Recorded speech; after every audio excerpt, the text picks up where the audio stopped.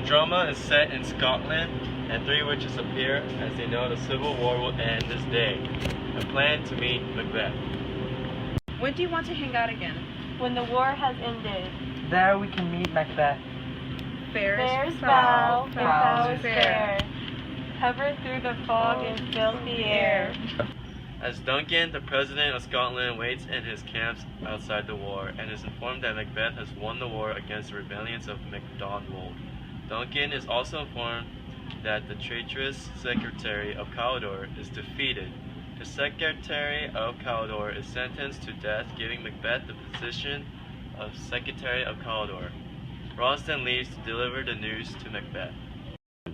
Tell me, what is our status in war? Macbeth has shown brave actions and was victorious. He has defeated Macdonald.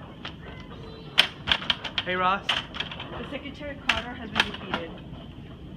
sentence the Secretary of Cawdor to his death as punishment by law and give the brave Macbeth his position. Witches appear once again and meets both Banquo and Macbeth. The witches then hails Macbeth as the Secretary of Glamis. The witches then predicts both Macbeth and Banquo's future. The witches then disappear and Ross tells Macbeth that he is the Secretary of Cawdor. Macbeth is surprised and thinks of assassinating the President of Scotland, but is afraid of the horrid image. My KDA is 3.0 in Call of Duty. What's yours? 3.2? No, whatever. It's 1.09. It sucks. Anyways, what the devil? Who are y'all? All hail Macbeth, hail to thee, Secretary of Glamis. All hail Macbeth, hail to thee, Secretary of Cawdor. All hail Macbeth. Hail to thee, President of Scotland. What about my future? Your descendants shall all be future presidents. President Duncan is informed of the death sentence of Secretary of Cawdor, saying that he died nobly, repenting of his crimes. Macbeth and Banquo is honored by President Duncan for their brave actions in the war. President Duncan then announces that Malcolm will be the next president, and Macbeth is stressed that Malcolm is now between him and the presidency. Plans are made for the president of Scotland to dine in Macbeth's house. Macbeth then goes and informs Macbeth of the president's arrival. Scene 5, 6, and 7. Macbeth sends a letter to Lady Macbeth about the king's arrival and the witch's predicament. Lady Macbeth is determined to make Macbeth to be the president and makes a plan to murder Duncan in his sleep. The president arrives and was welcomed into the house and began to have dinner. Macbeth has second thoughts of the murder, but Lady Macbeth convinces Macbeth to assassinate the president in his bed as she makes the president's workers drunk. Fuck.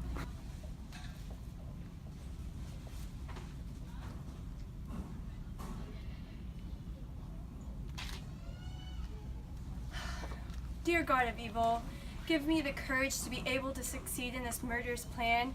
I shall make Macbeth the president. Banquo and his son Fleance are restless. Banquo tells Macbeth that he is unable to sleep due to the witch's predicaments. Once Macbeth leaves, he began to imagine a weapon, leading him to the president's of Duncan's room. When Macbeth hears the ringing of a bell, he realizes that he needs to kill Duncan.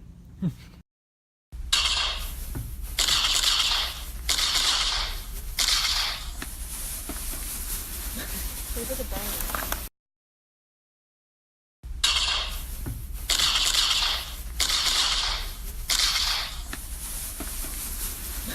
Look at the bell. While Lady Macbeth waits for her husband's arrival, she discusses how she intoxicated and drugged the president's workers. Once Macbeth arrives, he is petrified and anxious, carrying the bloody murder weapon he used to assassinate President Duncan. Macbeth begins to hear voices telling him Macbeth will never sleep again, which leaves him afraid to return to the murder scene. Lady Macbeth later then blames the president's worker for the assassination of President Duncan.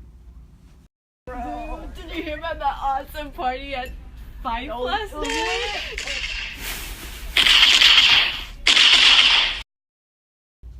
The heavily intoxicated porter goes around the courtyard to see who is knocking. After Lennox and Macduff enter, Macbeth takes them to the president's quarters. Macduff then discovers the assassination of the president, and Macbeth pretends to be angry about the assassination, and Lady Macbeth faints. President Duncan's sons fear for their lives, so they leave the country in order to avoid further threats.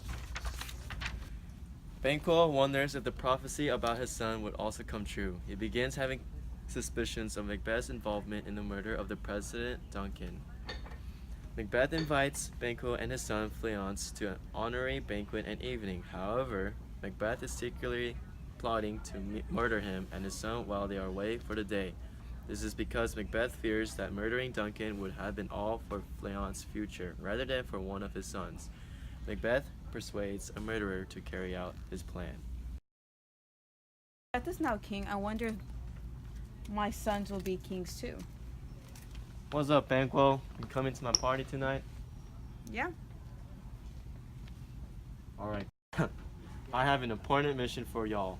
You know Banquo, the guy who ruined y'all lives? Well, I want you to kill him and his son for me today. Yes, alright, Macbeth. I can accomplish anything you ask for. Why?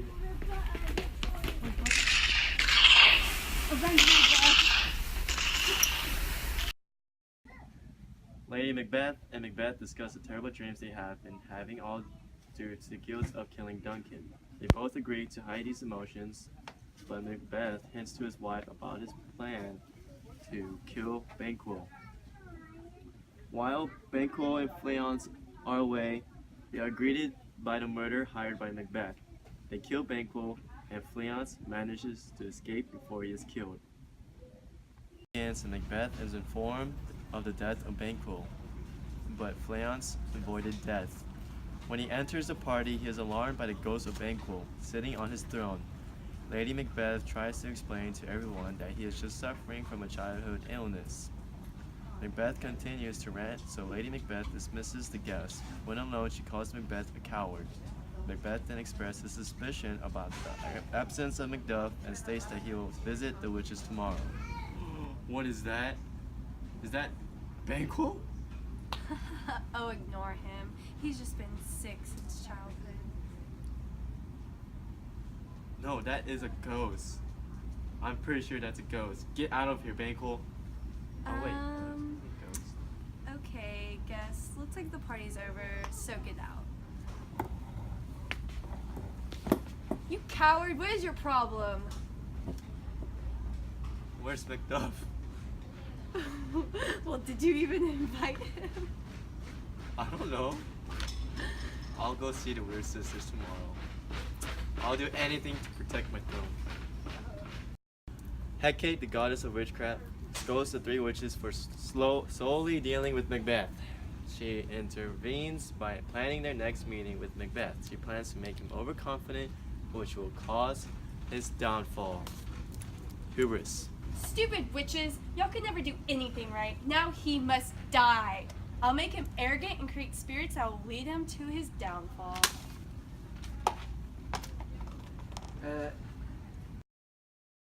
Macbeth arrives to meet the witches. He demanded to know his future. Witches call upon the three apparitions. The first, an armed head, tells him to beware of Macduff. The second assures President Macbeth that he will never be harmed by any born of woman. The third, he tells him that he will never be defeated until the trees of Burnham would move toward his castle at Dunsinane. President Macbeth then asks about Banquo's son, learning they would indeed be king.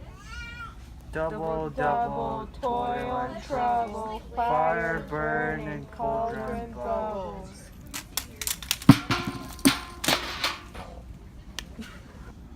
Come, foul hags, answer me. What's up?